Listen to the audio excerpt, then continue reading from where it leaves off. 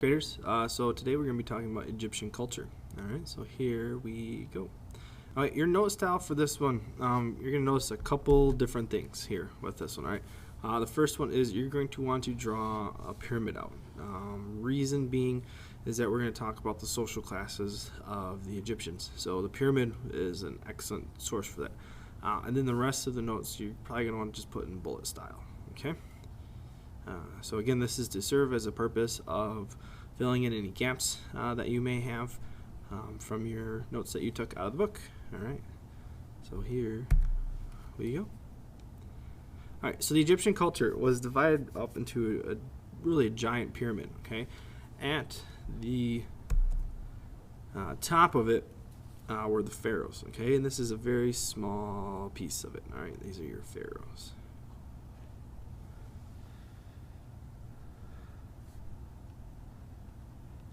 Okay, reasons being so small is that you can only have one pharaoh at a time. All right, underneath that then, you have the upper class.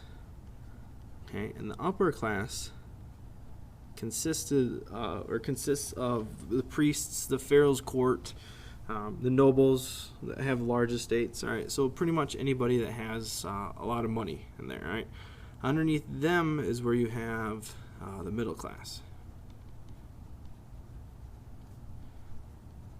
Okay, and in the middle class is where you're going to find your merchants and your skilled workers. All right, and then the largest one down here, I left it large for a reason, is because this is your peasants. All right, they weren't called lower class; they're just called peasants at this time. These peasants were mainly pretty much anybody that wasn't up here in these three classes. So your farmers. All right, so go along with kind of the way everyday life work is that you're going to have slaves in here, all right? And a lot of the slaves were captured prisoners, all right?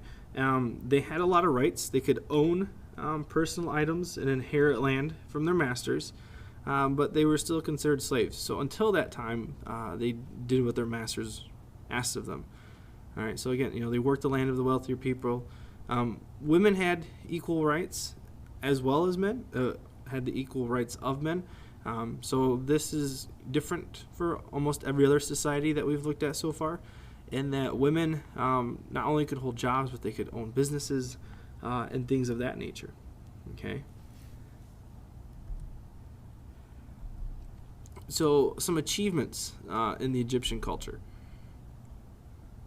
First of all, the writing system of hieroglyphics. Okay, a unique writing system in that it worked a lot like the cuneiform, in that each symbol stood for either a sound or a symbol, or another word or idea.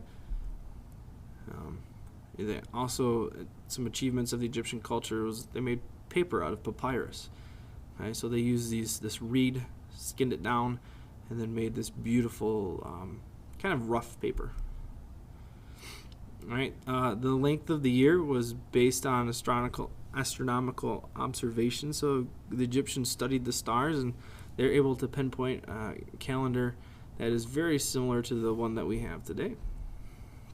Another interesting one is that they had a basic math. They understood, addition, subtraction, division, multiplication, all part because of the complexity of their civilization in the trading industry. All right, they created a standard unit of measurement, which was great for trading because it allowed the same amount of it allowed for trading to be done in a way that didn't rip one person off for another. Okay. They had surgeons that were able to perform surgery, trained doctors that could set bones, sew you up, things of that nature that wasn't really around at this time as well. And finally, they were able to create medicines from plants. This was unique because it's called herbology, and they understood that plants have medical properties. So like if you're in pain, if you chew on the leaf of this one plant, it would make you feel better. Okay, So hopefully this helped fill in some gaps that you may have had. If you didn't have any gaps, great. You're doing a great job in class. If you have any questions, just let me know. I'll see you guys later. Bye.